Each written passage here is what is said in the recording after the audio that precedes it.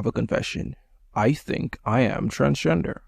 Or at least I feel that way. Deep down inside, I believe I am a teenage white girl. And for that reason, and that reason alone, today we'll be reviewing Olivia Rodrigo's Sour album. So prior to this review, I had no idea who she was, but it turns out that I have heard a couple of her songs over IG Reels or YouTube Shorts. I'm still that person that hasn't downloaded TikTok and has a superiority complex. All I knew is that she had a new album coming out, Guts, I believe, which came out last Friday, and she was the latest and greatest pop superstar. Now, some might say that she is an industry plant, which I disagree with. It's very upfront that she's been an actor on Disney for some time, specifically High School Musical, which I've also never seen. Yeah, you're learning a lot about me in this video. I was more of a Nickelodeon Cartoon Network kid. Anyway, Sour, the album, let's discuss it track by track.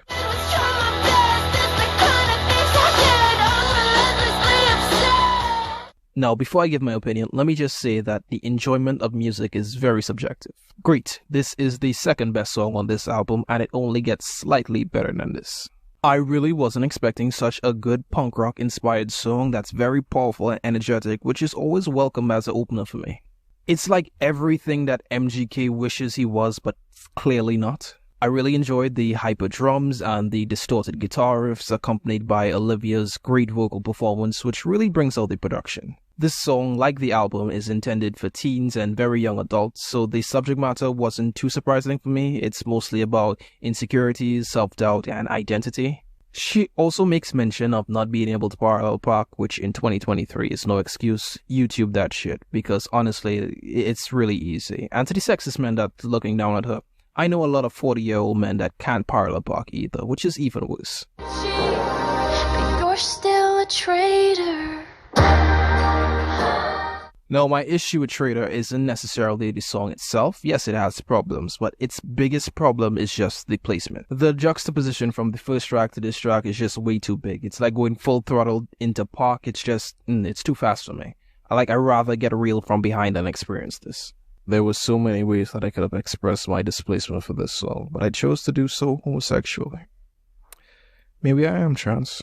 This track sees Olivia's vocals take stage front and center as the production is really stripped down. It has a really subtle piano and acoustic guitar in the background as Olivia's voice just dances through the melody. Storytelling wise, it's just more teen stuff. It's just Olivia talking about this guy that she's been with who's now with someone new. Nothing too surprising, but although I don't listen to Billy's music that much, this track sounds very inspired by it. But I guess everything is really a copy of a copy, but overall, decent track.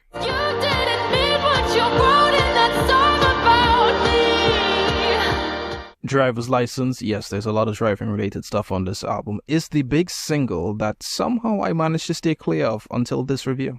Here, Olivia makes mention of being with someone, thinking they're the one, and then all of a sudden a breakup happens and you're left alone driving past their street, which everyone has done at some point. It's very relatable and she manages to convey emotions very effectively through this track.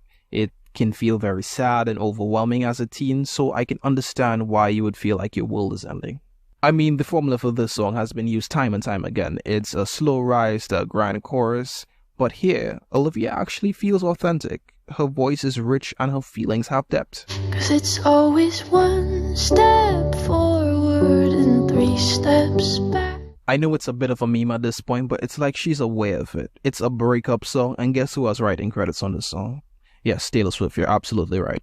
The song deals with the turmoil of emotions that you go through in such a young relationship just trying to make things work. A couple of standout and relatable lines here, like all I did was speak but somehow struck a nerve, which, oh my fucking god, you wouldn't believe how easy it is to start an argument when you're in such a young relationship. It's just like one bad statement and it's just boom, no one speaks to each other.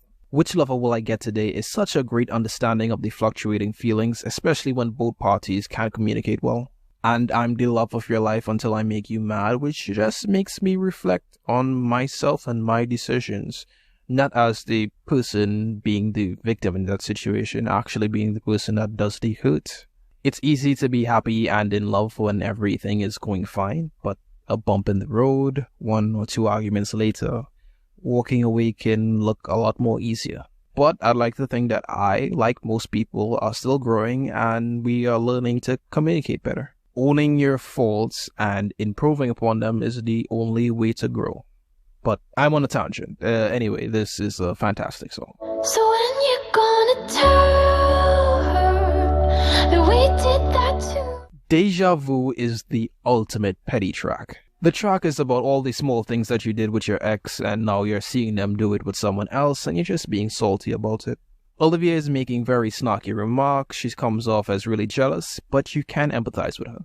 I feel like if I was younger, I might probably send a text like in similar tone, like, do you have deja vu, you know? I might even do that now.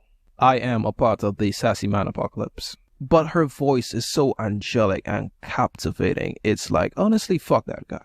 Imagine I Taught You Uptown by Billy Joel, and now you're singing that song to some other bitch. Me personally, nah, a nigga was catching ass.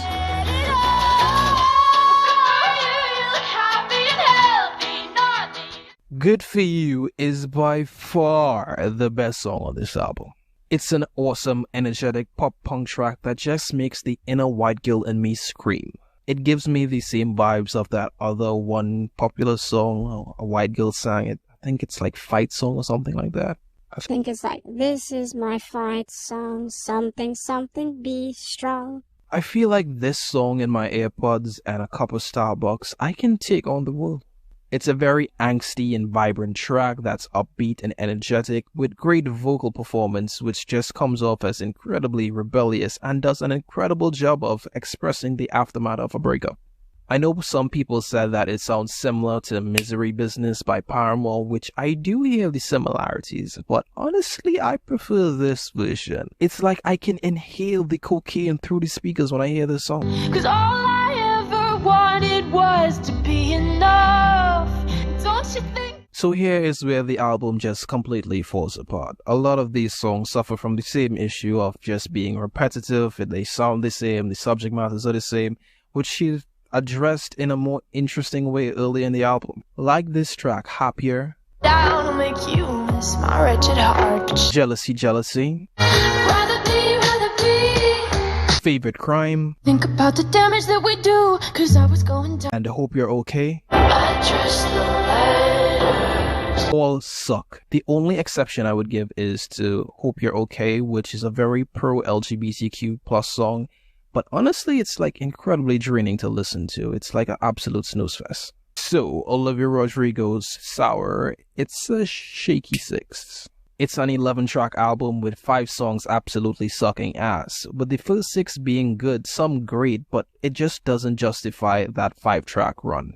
One thing I do admire here is that Olivia actually sounds raw. She sounds like a young person. It doesn't sound like a 50-year-old music exec that's trying to emulate these feelings. It actually sounds authentic. It's a good pop album that you can see a lot of influences probably from Taylor, Billie, maybe even an Adele. Lyrically, it does get repetitive on the later end, with the first half being actually really great. Maybe if she's done a shorter album like Kanye did with Ye or Jesus Is Dead, or probably even an EP, that would have been really great. But hey, like I said before, the enjoyment of music is subjective, and I did walk away from this excited to see what she has next. I hope Guts is an improvement from this album.